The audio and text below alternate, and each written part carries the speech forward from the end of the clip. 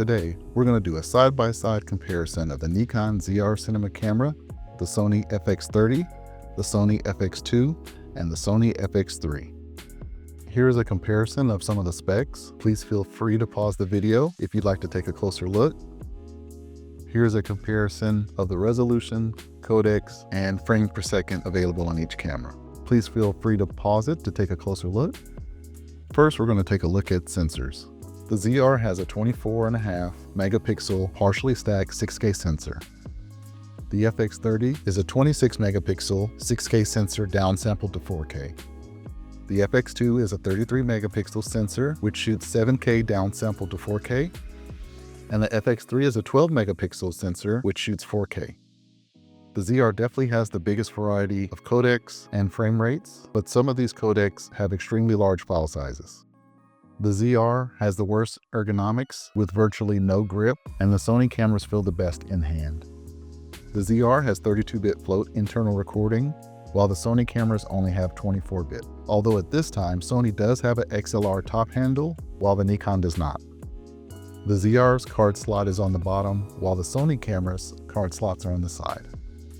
The ZR, FX30, and FX3 all have one mounting point on the bottom, while the FX2 has two mounting points on the bottom. All three Sony cameras have additional 1/4-inch threads on the top and sides. Each of the Sony cameras have cooling fans, while the ZR has none. The FX2 does have an EVF, while the ZR, FX30, and FX3 do not. As far as autofocus, in my opinion, the Sony is slightly better, but the Nikon is still very good. As far as lens options, the E-mount system has a bigger selection, but one great thing about the ZR is that you can use E-mount lenses with the Megadap adapter. The ZR cannot do anamorphic D-squeeze, while the Sony cameras do have this option. The ZR has a fantastic 4-inch screen, while the Sony cameras only have a 3-inch screen.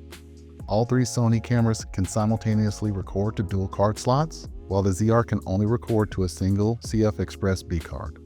One thing I like about the FX series is that it has more buttons, which allows for more customizable options, while the ZR has very few buttons. I also prefer having a control wheel with the Sony cameras, and I miss this feature on the ZR. Next up is some side-by-side footage of the ZR, FX30, FX2, and FX3. The ZR was shot in R3D and was not graded.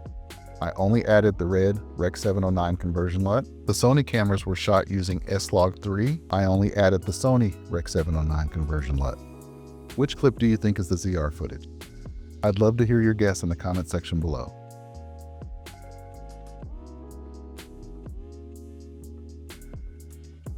All right, here's the answer.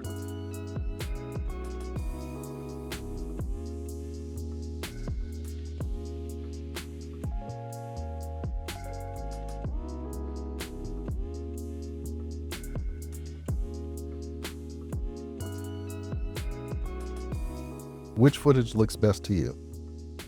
I did my best to match the settings and exposure for each camera.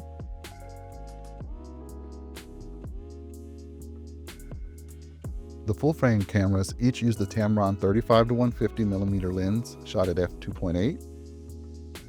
The FX30 used the Sigma 17-40mm shot at f1.8.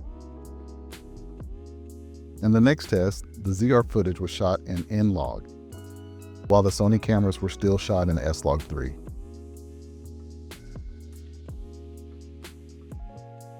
Which clip do you think is the ZR footage? I'd love to hear your guess in the comment section below.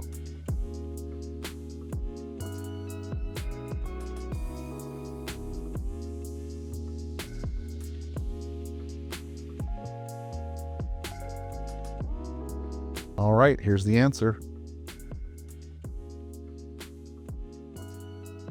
Overall, I prefer the look of the FX2 footage, but I personally think most people would be extremely happy with any of these cameras. I'd love to hear from others in the comment section which camera you prefer.